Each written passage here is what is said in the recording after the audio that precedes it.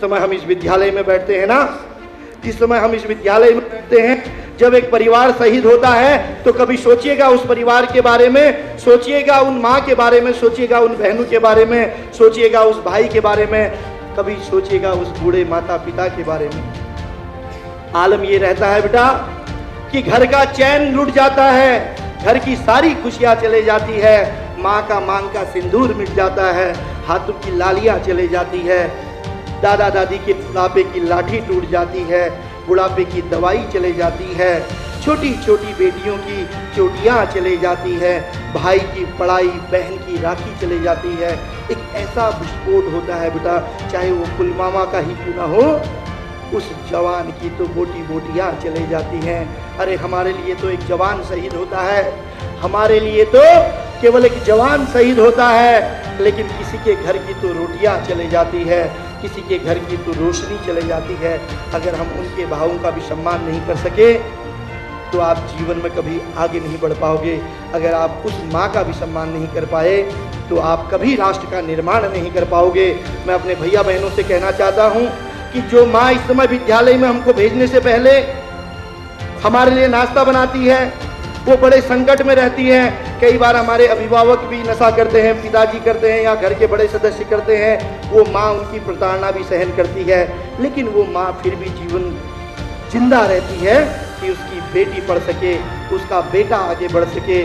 वो अपने बेटे बेटी को अपने बुढ़ापे की सहारा बनाना चाहते हैं, वो खुद बीमार रहती है, लेकिन अपने बच्चों की मनोकामनाओं को पूर्ण करने के लिए, उनकी दीर्घायु के लिए, उनकी अच्छी पढ़ाई के लिए अपना सर्वोच्च बलिदान कर देती है बेटा। तो भारत माँ की जहाँ हम बात करते हैं, अगर हम अपने माँ बाप की भावनाएं भी नहीं समझ पाए तो आप देश का निर्माण नहीं कर पाएंगे। लेकिन केवल इतना अगर हम समझ लें, केवल इस बात को भी हम समझ लें कि जिस समय विद्यालय में हम आए हैं उस समय हमारी माँ और हमारे पिता किसी न किसी रूप में कार्य करते हैं। और माँ के लिए मैं इसलिए कहता हूँ कि एक जन्म देने वाली माँ, एक भारत माँ, ये दो माँ ऐसी होती हैं बेटा जो अपनी औलाद के लिए सर्वोच्च बलिदान देती है। अगर हम उस माँ की भावनाओं का भी सम्मान नहीं करते तो हम कभी किसी का मान नहीं रख सकते बेटा।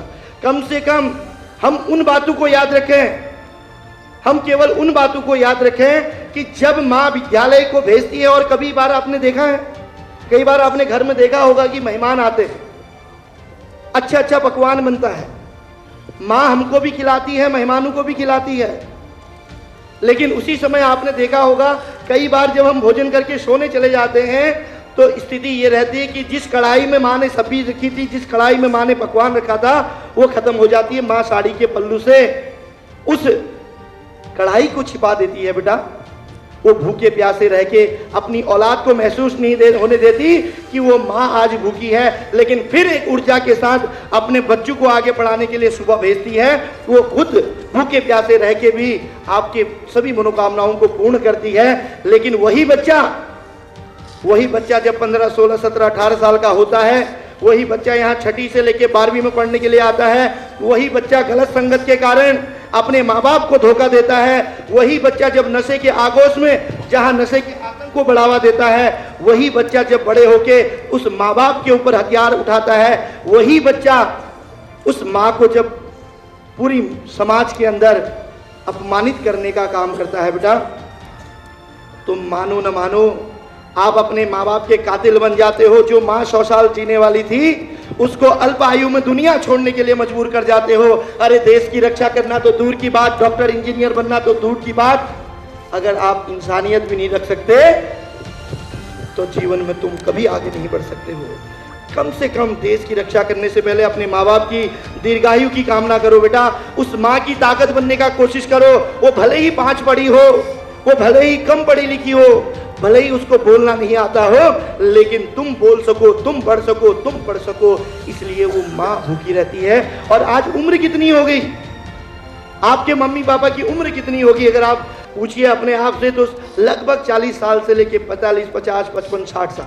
और कितना जिएंगे, और कितना जिएंगे? 15 साल, 20 साल, 25 साल, 30 साल। अगर बेटी अच्छी निकल गई तो हो सकता है 80 साल, अगर बेटा अच्छा निकल गया तो हो सकता है 90 साल। लेकिन कई बार हम भैया बहन अपने दोस्ती के चक्कर में जो दोस्त, तुम एक क्लास फेल हो जाओ ना बेटा, ये दोस्त तुम्हारी दोस्ती छोड़ देंगे। जिस दिन तुम्हारे पास पैसे खत्म हो गए ये तुम्हारी यारी छोड़ देंगे। लेकिन इन दोस्तों की वजह से हम अपने माँ बाप की आयु को कम करने का काम करते हैं बेटा।